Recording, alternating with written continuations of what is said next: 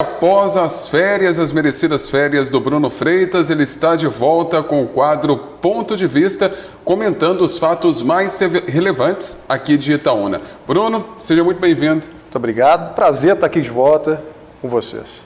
Bruno, nós vamos começar o quadro Ponto de Vista, o seu retorno aqui ao jornal com os comentários e a sua opinião. O primeiro assunto que está dando o que falar nas redes sociais é que a Prefeitura bateu o pé e manteve o bloco Pau de Gaiola no Boulevard, lá próximo à sede da nova Prefeitura, apesar do povo querer que continue na Praça da Lagoinha. Há alguns dias a Prefeitura de Itaúna fez uma enquete em seu site perguntando ao povo se gostaria de manter o Pau de Gaiola, que é o bloco que abre o carnaval em Itaúna nas quintas-feiras, na Lagoinha, ou levasse para o Boulevard Lago Sul, como pretende a administração. Nessa enquete da Prefeitura e também numa enquete que eu fiz no Viu Itaúna, a maioria apontou a Lagoinha. Já nessa segunda-feira, a Prefeitura anunciou a programação completa da festa, mandando tudo para o Boulevard. O cidadão itaunense estranhou, é claro. Por que fez a enquete? Já nessa terça-feira, foi realizada uma coletiva de imprensa, onde o secretário de Cultura, William Manjou, explicou as razões dessa decisão. Segundo ele, a Praça da Lagoinha estava dimensionada para receber 6.000 foliões, mas a cada ano o Pau de Gaiola aumentava o público, chegando a 20.000 pessoas em 2020. Somado a isso, a insegurança dos moradores, a sujeira deixada na Lagoinha, o estrangulamento da região central. Por isso a Prefeitura decidiu que a festa, o Carnaval de 2023 vai ser todo no Boulevard Lago Sul. É um novo formato, um novo desafio. Isso ficou claro durante a coletiva de imprensa, quando os representantes dos blocos se manifestaram. Pois é, Bruno, até te cortando aqui, você disse que é um novo desafio. Seria uma inovação, Itaúna também precisa de inovar. Apesar de ser tradicional na Praça da Lagoinha, por que não inovar, tentar fazer algo novo para trazer foliões da região? A pandemia mudou muita coisa. Desde o último carnaval, aí praticamente 3 anos, os hábitos que vieram depois da Covid são outros. O impacto financeiro nos blocos também. Essa foi uma argumentação que o Joey apresentou nessa coletiva de imprensa. E na sexta vai ter outra coletiva com o prefeito Nider Moreira. Me adiantou o Hermano Martins, que é o assessor de imprensa. Exemplo disso é o caso do Babalu, que é um bloco de bairro, já tradicional em Santanense, e que, segundo o Joe, manifestou que não vai desfilar esse ano, mas tem a pretensão de já voltar em 2024 nesse novo formato. Vai ter palco lá no Boulevard Lago Sul, telão para quem estiver mais atrás, quem não conseguir chegar perto do palco. Segundo o Joey, vai ter 2 trielétricos que foram emprestados, né, um deles pelo Ricardo do Alfez. A minha preocupação é em relação à festa popular virar uma festa para rico ver. Porque lá no Festival de Inverno, a percepção do itaunense é de que, embora tivesse sido muito bem organizado, como se fosse um evento privado, e isso a Prefeitura de Itaúna está de parabéns, arrasou, estava caro para tomar cerveja, só tinha chopp. Tinha variedade de prato, de comida, mas não é todo mundo que pode pagar. E não vai ter aquele ambulante vendendo a cervejinha dele na rua, a oportunidade do informal ganhar dinheiro. Então, ao mesmo tempo que tem um controle de acesso com catracas, que é uma novidade que o Joe apontou, um circuito fechado com toda a segurança, vai tirar um pouco o caráter popular da festa. Isso a gente só vai poder descobrir na prática, vendo como é que vai funcionar. E agora, mudando o assunto, uma ação contra o vereador acusado de rachadinha em Itaúna está em fase de citação, disse o Tribunal de Justiça de Minas Gerais. Em novembro de 2020, já no finalzinho do mandato anterior da Câmara, o Ministério Público bloqueou os bens de um vereador e 4 ex-assessores da Câmara, na época, por uma acusação de rachadinha e alguns dos envolvidos também em cargo fantasma no mandato anterior. Eu consultei o Tribunal de Justiça de Minas Gerais nos últimos dias para ver como é que está o andamento dessa ação. E o TJ respondeu por meio de nota. Luciano, coloca na tela, por favor. O que diz o TJ?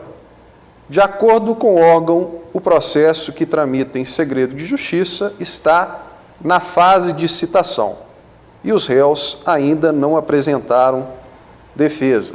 Vamos relembrar esse caso, Fábio? Vamos, Bruno, até porque o nosso telespectador pode ter esquecido. Acaba sempre em pizza, né? O pessoal acaba esquecendo, não relembra quem são os envolvidos, o que ocorreu na época. Relembra esse caso, por gentileza. É importante que a população acompanhe, né? Na ocasião, o Ministério Público apresentou uma ação penal determinando o sequestro dos bens dos citados, além de uma ex-empresária, que, de acordo com o MP, desempenharia o papel de laranja do grupo. O MP apontou na ocasião que os suspeitos eram acusados de desvio de dinheiro público em prática conhecida como rachadinha ou caixinha parlamentar, em que parte dos valores recebidos pelos assessores parlamentares é devolvida. Pela apuração da promotoria, a quantia devolvida seria usada para o pagamento de dívidas de campanha eleitoral de 2016, contraídas com um dos próprios ex-assessores denunciados, que também é empresário. A investigação ocorreu em 2019, ou seja, tem 4 anos, e apontou ainda que alguns dos envolvidos eram funcionários fantasmas. Além dessa ação penal, o MP também ajuizou ação civil pública por ato de improbidade administrativa contra o grupo. O processo corre em segredo de justiça, mas a imprensa já vem cobrindo isso desde lá de novembro de 2020, e o vereador apontado é o Iago Pranchana, ex-vereador, que não se candidatou, sumiu da política itaunense, fez uma aparição aí na campanha do Gustavo Mito, gravando vídeo. Então está aí a oportunidade do vereador se pronunciar. Anteriormente também colocamos à disposição aqui para ele falar sobre essa ação e esclarecer essa denúncia feita pelo Ministério Público. Nós vamos continuar falando de política. A Câmara iniciou o ano aprovando o reajuste de salário dos vereadores aqui de Itaúna em torno de 9,36%, Bruno Freitas. Começou cedo, ainda em janeiro, mês de férias, muita gente viajando. A Câmara fez aí pelo menos 2 reuniões extraordinárias até conseguir aprovar essa chamada recomposição salarial, que acabou sendo aprovada aí por 7 votos a favor e 6 contra no último dia 20. Com isso, os vereadores de Itaúna, que ganham cerca aí de R$8.000, vão ter um aumento aí de R$767 no salário, passando a receber R$8.967. A Câmara justifica a medida como uma recomposição inflacionária, considerando o INPC, que é o Índice Nacional de Preços ao Consumidor, acumulado em 2022 e de janeiro a dezembro de 2019. Esse índice aí que foi aplicado no salário deles de 9,36%. Enquanto o INPC de 2022 foi de 5,93%. Também nessa mesma reunião foram aprovados por unanimidade os projetos que reajustam os vencimentos dos servidores e funcionários da Câmara Municipal e da Prefeitura de Itaúna. Porém, um quarto projeto que foi colocado para votar também, o reajuste do prefeito, da vice-prefeita, dos diretores do SAI, do IMP e agentes políticos do Poder Executivo, foi rejeitado por 9 votos a 6. Eu queria que o Luciano colocasse aqui na tela o resultado da votação desse projeto de resolução que concedeu essa recomposição salarial dos vereadores já como a primeira ação da Câmara Municipal no ano de 2023. Vocês estão vendo aqui que votaram a favor os nomes da base aliada da Prefeitura de Itaúna, o Léo Alves, que passou a ser o líder do governo, não é? O Nesol Júnior, que foi eleito presidente da Câmara, e votaram contra aí os nomes da oposição, com 3 abstenções, do Tonzinho, da Carol Faria e da Edênia, com o Tidinho ausente, alegando que estava em viagem ao norte de Minas. Então, já começou o ano com o pé atrás na Câmara Municipal. Ora bolas, como pode já começar 2023 fazendo reunião extraordinária no mês de férias, onde todo mundo está viajando, ninguém está acompanhando política em Itaúna, e já aprovar recomposição salarial? Conversei com os vereadores para entender isso aí. O Mesal falou, olha, a gente vota isso anualmente. Silvano usou a mesma argumentação. Jordano Alberto falou, não é um aumento, é uma recomposição salarial. Então, a população, como eu já falei várias vezes aqui no quadro, precisa acompanhar de perto. A própria imprensa está tendo dificuldade com a comunicação da Câmara, porque a imprensa não foi informada sobre a realização dessa reunião. Cobrei do chefe de comunicação da Câmara. E agora, com esse novo cenário político no Brasil, ficar em cima cobrando.